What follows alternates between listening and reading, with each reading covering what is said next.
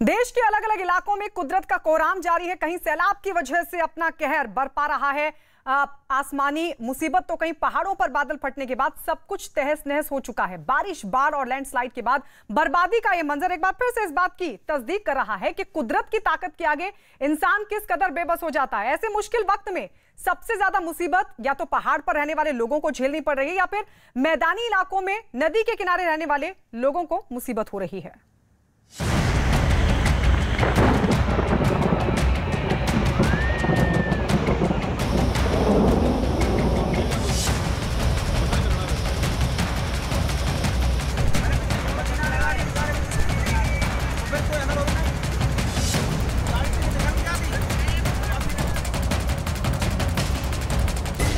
पहाड़ पर कुदरत का कोहराम,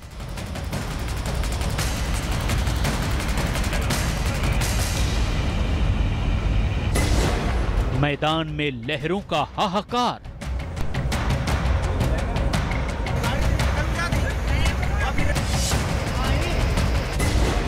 कहीं लैंडस्लाइड, कहीं फटा बादल।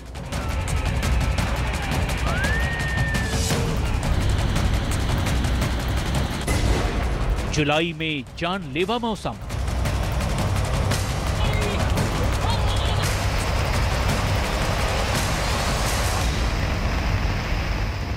देश के अलग अलग इलाकों से आई ये 5 तस्वीरें कुदरत के उस कोहराम का नतीजा है जिसे लगभग हर साल बारिश के मौसम में देखा जाता है।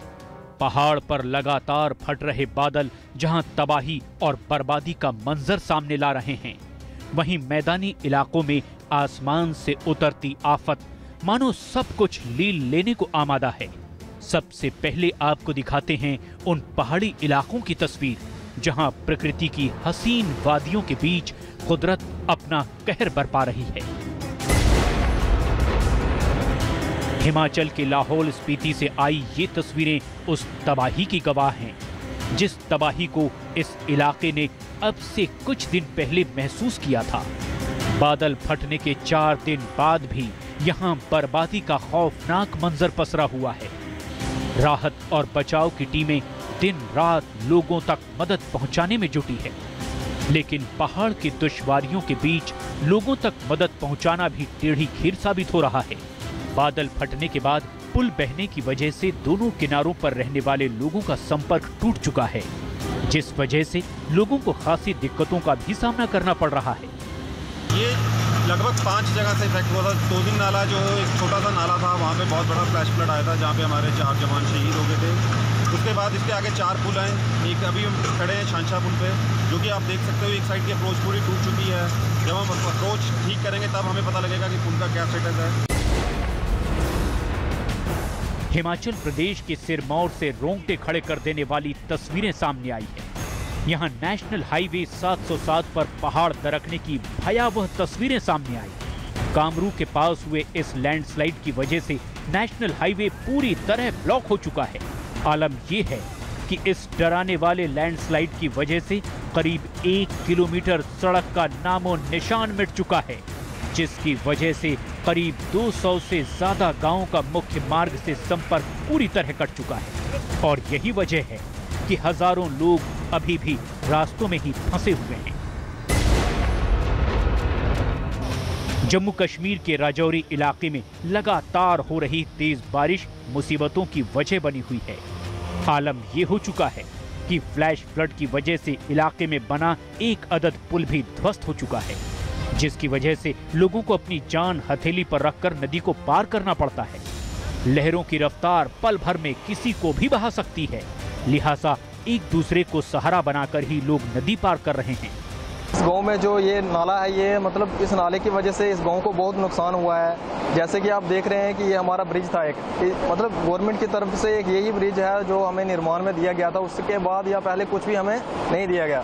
तो हमारी सरकार से यही प्रार्थना है कि इस ब्रिज का निर्माण फिर से अच्छे से किया जाए।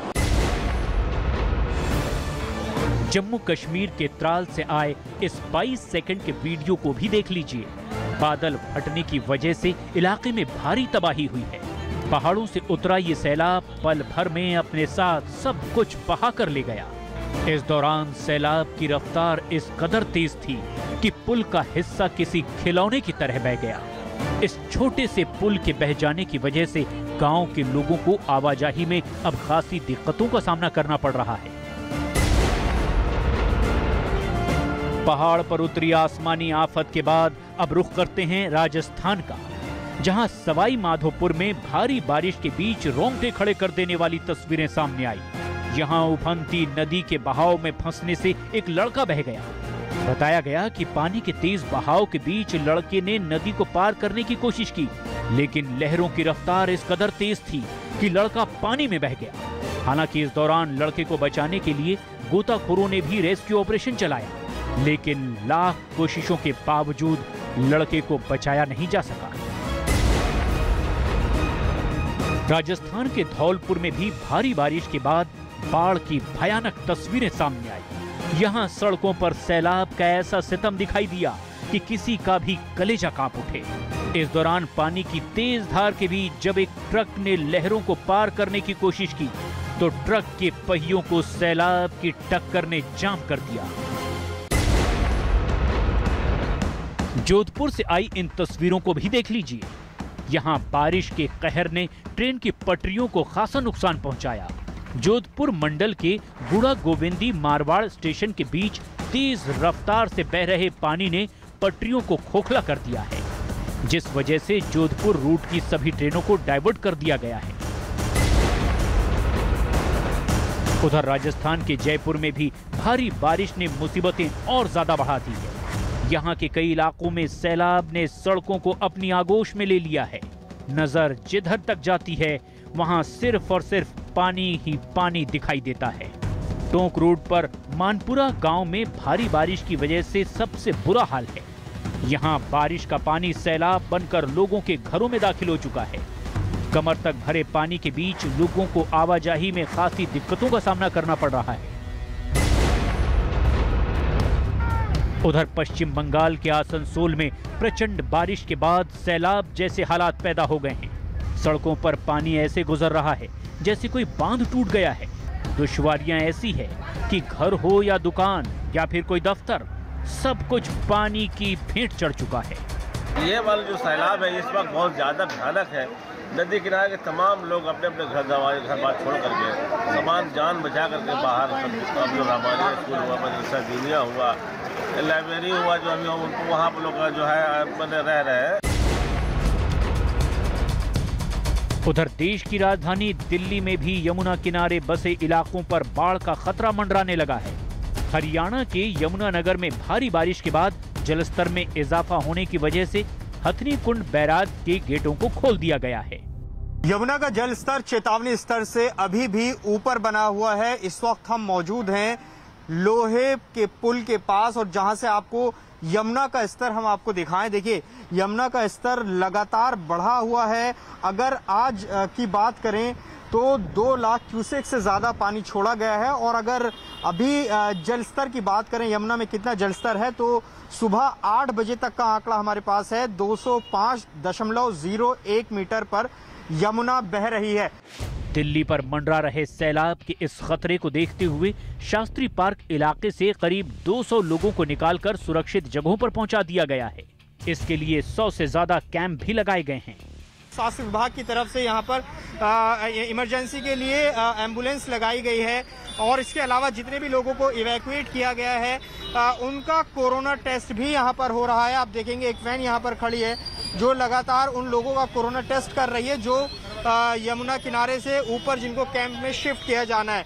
तो ये तस्वीर आप देख सकते हैं, यहाँ पर इनका कोरोना टेस्ट चल रहा है। अब जरा ये तस्वीर मैं आपको दिखा देता हूँ कि जिन 200 लोगों को यहाँ पर निकाला गया है इस इलाके से, उनको यहाँ पर शिफ्ट किया गया है। जाहिर है कुदरत की ये चुनौती फिलहाल थमती दिखाई नहीं दे रही है।